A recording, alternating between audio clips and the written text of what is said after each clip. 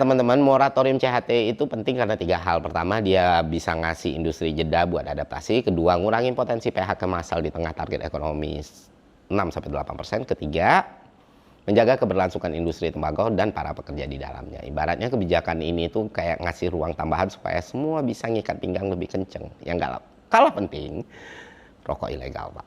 Karena selain ngerugiin industri rokok yang legal, ini juga berpotensi ngerugiin negara sebesar 97 triliun. Bayangin jumlah sebesar itu hilang.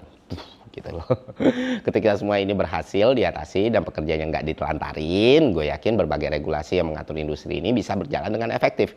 Yang penting kebijakannya tersebut disusun secara adil dan mempertimbangkan dampak secara menyeluruh. Bukan hanya untuk kesehatan, tapi juga untuk keberlangsungan industri dan kesejahteraan para pelaku di dalamnya, termasuk yang paling utama pekerjanya. Kalau kayak sekarang, orang ya bakal lari lagi, substitusi demand gitu. Orang rokok legalnya makin mahal, ya orang beralih ke rokok ilegal. Karena faktanya nggak ada aturan yang keras dan tegas atau pelaksanaan aturan yang bisa ngunci orang untuk nggak berhenti konsumsi gitu. Dan ketika itu terjadi, penerimaan negara juga ikut turun. Nah, tentu ini bukan kondisi yang baik. Dan gue berharap kebijakan Pak Purbaya ini bisa dipertimbangkan buat tahun-tahun ke depan juga.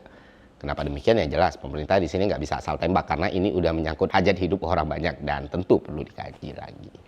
Terus industri dan ekosistem juga perlu waktu juga supaya ini semua bisa pulih.